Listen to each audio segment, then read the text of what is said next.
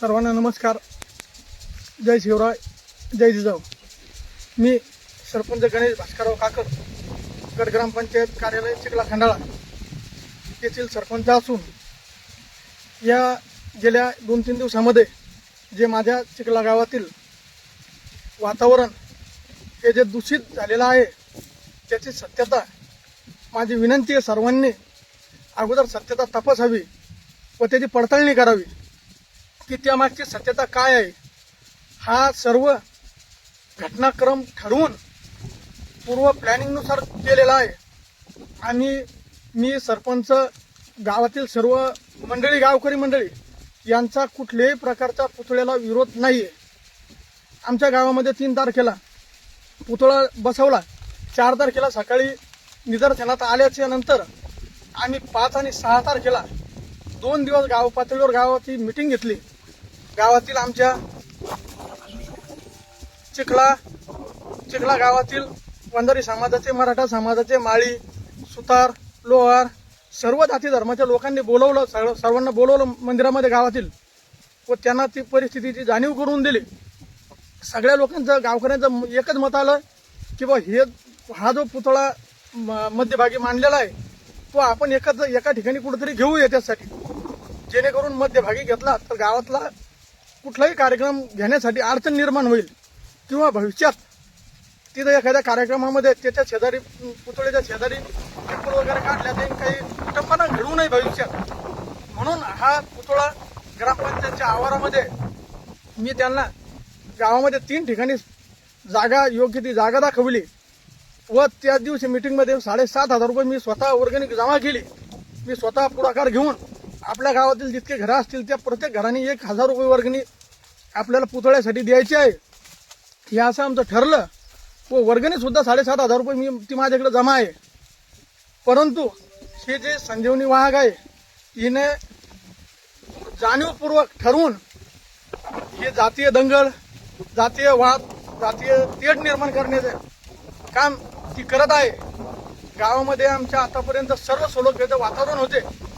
मी स्वतः सरपंच झाल्यानंतर 2022 मध्ये सरपंच झाल्यानंतर 2019 फेब्रुवारी 2023 रोजी शिवजयंती व महाशिवरात्री एकाच दिवशी आल्या होत्या. हा असा योगायोग हजारो वर्षापूर्वीपासून आलेला नसेल. मला वाटलं की बा आपण शिवजयंती साजरी करायची तर कशी करायची, तर मग डीजे न लावता किंवा कुठलाही वादन न करता किंवा काही न करता आपण रक्तदान करूया. आणि माझ्या लक्षात आले की बा छत्रपती शिवाजी महाराजांनी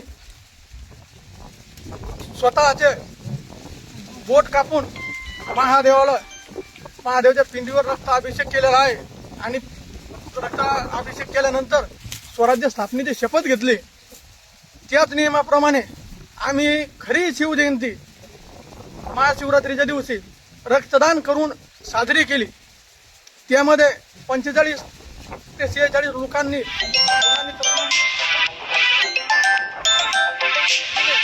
त्यामध्ये किमान 38 ते 40 जण हे वंजारी समाजाचे युवक होते. त्यामध्ये कुठलाही जातीवाद आला नाही किंवा आमच्या गावामध्ये पूर्वीपासून आम्ही सर्व गावकरी मंडळी भीम जयंती, अण्णाभाऊ साठे यांची जयंती, छत्रपती शिवाजी महाराज यांची जयंती, स्वर्गीय लोकनेते गोपीनाथरावजी मुंडे साहेब यांची जयंती, राष्ट्रसंत श्री संत भगवान बाबा यांची सुद्धा जयंती आमच्या गावातील सर्व गावकरी मिळून सर्व सलोख्याने साजरी करतात. आणि प्रत्येक जयंतीला संध्याकाळी जेवण वगैरे ठेवून कार्यक्रम साजरा केला जातो. आम्ही कुठल्याही प्रकारचं डीजे वगैरे काही लावत नाही. टाळ गजराच्या, मृदुंगाच्या गजरात गावातून पालखी काढून त्याची मिरवणूक काढत असतो. आमच्या गावामध्ये तसं कुठल्याही प्रकारचं वातावरण नाही. परंतु काही हे जे राजकीय मंडळी आहे, नेते मंडळी, समाजाचे पुढारी यांना माझी हात जोडून विनंती आहे की त्यांनी माझ्या गावातील येऊन वातावरण विनाकारण दूषित करू नये व जो हा झालेला प्रकार आहे या प्रकाराला तर मी कुठेही समर्थन करत नाही. खरी सत्यता ही अशी आहे की ज्यावेळेस 3 तारखेला पुतळा बसवला, आम्ही 5 तारखेला 6 तारखेला मीटिंग घेतली आणि ठरलं की बा योग्य ठिकाणी त्यांना सांगितलं की बा 3 ठिकाणापैकी कुठलाही स्पॉट निवडा आणि त्या ठिकाणी आपण आश्वरूढ असा पुतळा बसू. परंतु त्याच्यानंतर हे मिटवण्याच्या मनस्थितीत नव्हते, त्यांना फक्त जागा हवी होती तीच. तर त्यासाठी आम्ही रीतसर पुतळ्याची जबाबदारी कोणीच घेणार नसल्यामुळे आम्ही 7 तारखेला पोलीस स्टेशन बीबी येथे FIR दर्ज केला व दर्ज केल्याच्या नंतर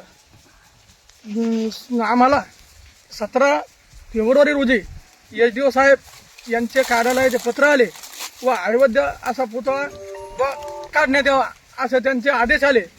तरी सुद्धा आम्ही 19 तारखेला छत्रपती शिवाजी महाराजांची जयंती असल्या कारणाने गावामध्ये सलोख्याच्या जातीचं सर्व कुठेही गालबोट लागू नये म्हणून आम्ही छत्रपती शिवाजी महाराजांची जयंती ही मोठ्या उत्साहात साजरी करण्यासाठी पुतळ्याला हातही लावला नाही व 19 तारखेला सर्वांनी मोठ्या उत्साहात जयंती साजरी सुद्धा केली. त्यानंतर 20 तारखेला परत आम्ही ज्यावेळेस तिथं गेलो होतो त्यावेळेस तिथं त्या पुतळ्याच्या अवतीभोवती अवैधरित्या बांधकाम करण्याच्या तयारीत असलेली संजीवनी महाग तिनं अगोदर बोलून ठेवलेल्या महिला या सर्व महिला तिथं अगोदर उपस्थित होत्या. मी तिथे स्वतः पाटील साहेब आमचे पोलीस स्टेशनचे ठाणेदार यांना त्याबाबत अवगत करून ते स्वतः तिथे हजर झाले व ते आम्ही गट्टू जप्त केले. कारण मी सरपंच या नात्याने एक त्याची जबाबदारी माझ्याकडे आहे, ती माझी मी जबाबदारी पाळली. त्यावेळेस तिने अगोदरून ठरवून प्लॅनप्रमाणे तिच्या महिला अगोदर बोलवून घेतल्या. त्याच्यानंतर ते आमच्या इकडच्या गावातील दुसरा गट तिथं हजर झाला आणि त्या महिलांची काय बाचाबाची झाली, काय हाणामारी झाली त्याचं मी समर्थन करत नाही, त्याची 100% जाहीर निषेध करतो. व त्यामध्ये माझा किंवा गावातील कुठल्याही पुरुष येतात त्यामध्ये हस्तक्षेप नाही. जे काय घटना घडली असेल ती महिलांची घडली.